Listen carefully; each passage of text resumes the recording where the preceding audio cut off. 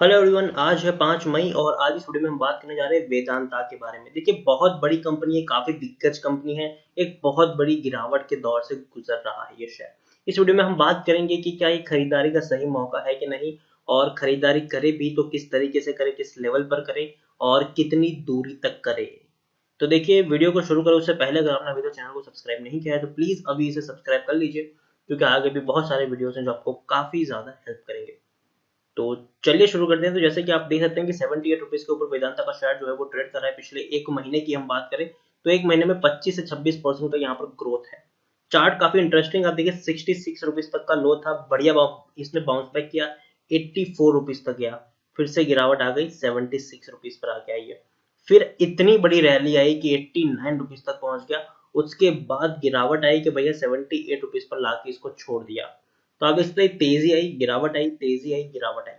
यहाँ पर पिछले एक साल की हम बात करें तो एक साल में 52-53% की गिरावट हमें देखने को मिल रही है। 175-180 रुपए तक का हाई था। चार्ट अगर आप देखेंगे तो पता चलेगा भैया गिरावट आती है, बाद में फिर से बाउंस बैक होता है, फिर गिरावट आती है, फिर बाउंस बैक होता है, फिर गिरावट आती है, फिर बाउंस बैक होता है, फिर गिरावट आती है, फिर बाउंस बैक होता है। और अभी कोरोना के चलते जरूर एक बहुत बड़ी गिरावट आई इसमें है। 60 रुपए तक शेयर टूट गया था, लेकिन बाद में बाउंस बैक जरूर किया इसने और धीरे धीरे ऊपर उठने की कोशिश भी कर रहा है। पिछले 3 साल की हम बात करें तो 3 साल में 65% तक की गिरावट देखने को मिली है। 340-350 रुपए के ऊपर ये शेयर ट्रेड हुआ करता था और आप देखिए कंटिन्यूअस शेयर नीचे गिर रहा है। 10 साल की भी अगर हम बात करें तो 10 साल में वेदांता का जो शेयर है उसमें 80% की गिरावट है और चार्ट बड़ा ही इंटरेस्टिंग है। अब देखिए, यहाँ पर शेयर तकरीबन तकरीबन 400 रुपए के ऊपर ट्रेड कर रहा था। गिरावट आई, फिर बाउंस बैक किया, बड़ी गिरावट आई, फिर बाउंस बैक किया। और देखिए कहाँ, किस प्राइस के ऊपर था ये शेयर, तकरीबन 300 रुपए के ऊपर शेयर था। लेकिन उसके बाद ऐसी गिरावट आई कि शेयर 70 मतलब 65 से 70 रुपए के आसपास ट्रेड करने लग गया। लेकिन उसके बाद एक बड़ी रैली भी आई, उसके बाद शेयर तकरीबन तकरीबन 340 रुपए तक पहुंचा। लेकिन उसके बाद अभी गिरावट का दौर चल रहा है और ऐसा दौर है कि भैया ये बाहर निकलने तक का नाम नहीं ले रहा है। लार्ज कैप स्टॉक है, 30,314 करोड़ के आसपास का इसका मार्केट कैप है। एनएससी में देखें तो तकरीबन 3 करोड़ के आसपास का इसका वॉल्यूम ट्रेड हमें देखने को मिल रहा है। शेयर होल्डिंग की हम बात करें तो हाल फिलहाल में जो इनकी शेयर होल्डिंग है वो ये है कि प्रमोटर के पास आप देखेंगे तो प्रमोटर यहाँ पर है ट्वाइन स्टार होल्डिंग लिमिटेड, जिनके पास 37.11% की होल्डिंग है। और प्रमोटर के द्वारा एक भी शेयर यहाँ पर गिरवी नहीं है, एक भी शेयर प्रमोटर की गिरवी नहीं है। 31 म्यूचुअल फंड स्कीम ने पैसा लगाया है। हालांकि म्यूचुअल फंड की होल्डिंग यहाँ पर काफी हद तक गिरी है, उसके साथ साथ एफआईज ने भी होल्डिंग यहाँ पर बेची है, तो ऑलमोस्ट एग्जिट हो गए हैं। म्यूचुअल फंड भी आप देखेंगे तो भैया होल्डिंग गिरी है उनकी। तकरीबन आप देख सकते हैं कि 10-11% की होल्डिंग म्यूचुअल फंड के पास है। इंश्योरेंस कंपनी के पास जो होल्डिंग है वो कांस्टेंट है, लेकिन जो एफआईज की होल्डिंग है वो अदर डीआईएल्स ने खरीदी है और वो काफी बड़ी इंक्रीज यहाँ पर देखने को जरूर मिला है। यहाँ पर देखिए एलआईसी है जो सबसे ज्यादा हाईएस्ट पब्लिक शेयर होल्डर है, जिनके पास 6.37% की होल्डिंग है। इंडिविजुअल इन्वेस्टर होल्डिंग 7.54% की है। और आप देखिए डिविडेंड 390% का डिविडेंड पे कर रहा है और जस्ट अभी डिविडेंड पे किया है मार्च महीने में इसी साल, 3 रुपए 90 पैसे का डिविडेंड पे किया है। वेदांता की ये वेबसाइट है। वेदांता की अगर हम बात करें तो एक से कई ज्यादा सेक्टर में ये काम कर रहा है, जिसमें आप देखेंगे तो इनका जो मेन सेक्टर है वो ऑयल एंड गैस का है। लेकिन उसके बावजूद ये इसके सेक्टर एल्यूमिनियम के भी है, पावर के भी है, पावर सेक्टर में भी ये काम कर रहा है, आयरन वन एंड स्टील में भी है, कॉपर की बात करें तो उसमें भी है, जिंक की बात करें तो उसमें भी है। यहाँ पर आप देख सकते हैं कि zinc, oil and gas, aluminium, power, iron और स्टील, कॉपर, तो ये सारी चीजों में ये काम कर रहे हैं। इवन अगर हम बात करें तो देखिए Vedanta limited oil and gas operating compromise asset of contributing over 26% of India's annual production as India's largest private sector crude oil producer। तो देखिए क्रूड ऑयल प्रोड्यूसर भी है वेदांता और 26% का एनुअल प्रोडक्शन जो है वो वेदांता के द्वारा किया जाता है और ये सबसे बड़ा प्रोडक्शन है किसी भी प्राइवेट सेक्टर की कंपनी के द्वारा। इससे इससे भी ज्यादा प्रोड्यूस करने वाली कंपनी है, लेकिन वो सरकारी कंपनियां हैं, लेकिन ये प्राइवेट कंपनी है। वेदांता एक प्राइवेट कंपनी है और काफी सारी चीजों में काम करती है। ऑयल एंड गैस की फाइंडिंग में भी ये लोग काम करते हैं और उसमें के बाद ये लोग उसको प्रोड्यूस करने का काम करते हैं। उसके साथ साथ जिंक, एल्यूमिनियम, पावर, तो काफी सारे सेक्टर में ये लोग काम भी कर रहे हैं।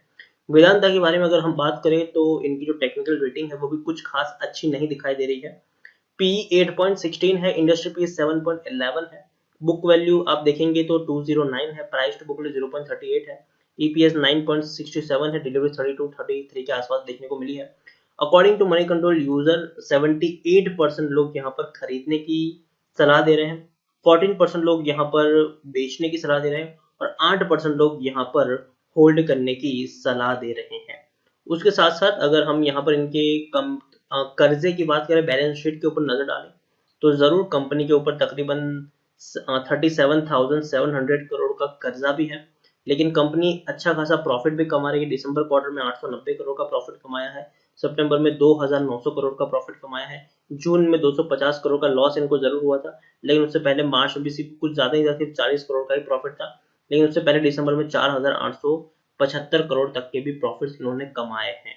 तो ओवरऑल वेदांता के बारे में अगर हम बात करें तो देखिए एक चीज यहाँ पर जाननी जरूरी है कि ऑयल एंड गैस प्रोड्यूसर है और ऑयल की हालत वैसे भी खराब हो रही है। अभी क्रूड ऑयल वैसे भी काफी सस्ते हो गए, इवन जो उनकी प्राइस है वो एकदम नीचे जमीन के आसमान, मतलब जमीन के ऊपर रेंग रही है, इतनी नीचे उनकी कीमत आ चुकी है। और अभी का जो लॉकडाउन की सिनारियो है उससे क्या हो रहा है कि भैया लोगों के मतलब इनके पास प्रोडक्ट बनी बनाई है, मतलब चीजें हैं, लेकिन उसको खरीदने वाला कोई नहीं है, कोई कंज्यूम करने वाला अभी मिल नहीं रहा है। सब लोग अपने घर पे बैठे हैं, कोई कहीं नहीं जा रहा है, तो उसका कहीं ना कहीं नुकसान जो है वो वेदांता को जरूर हो रहा है। लेकिन ओवरऑल कंपनी बहुत बड़ी है, काफी बड़ी कंपनी है, बढ़िया कंपनी है, बाउंस बैक जरूर कर लेगा, वक्त लगेगा, लेकिन ठीक है वक्त लगेगा। और बॉटम कहाँ है ये कहना मुश्किल है, हम ये नहीं कह सकते कि भैया शेयर 70 रुपए तक जाएगा, 65 रुपए तक जाएगा, बाद में बाउंस बैक कर लेगा तो आप 65 रुपए के आसपास पे खरीदारी कर लीजिएगा। जी नहीं, ऐसा कहना बहुत ही ज्यादा मुश्किल है। बॉटम किसी को नहीं पता कि कितने लेवल तक किया जा सकता है। हो सकता है कि 70 रुपए तक भी जाए और उसके बाद बाउंस बैक कर ले और कभी उस प्राइस पर आए ना, हो सकता है कि 75 रुपए तक भी जाए उसके बाद बाउंस बैक कर ले और कभी भी उस प्राइस के ऊपर आए ना।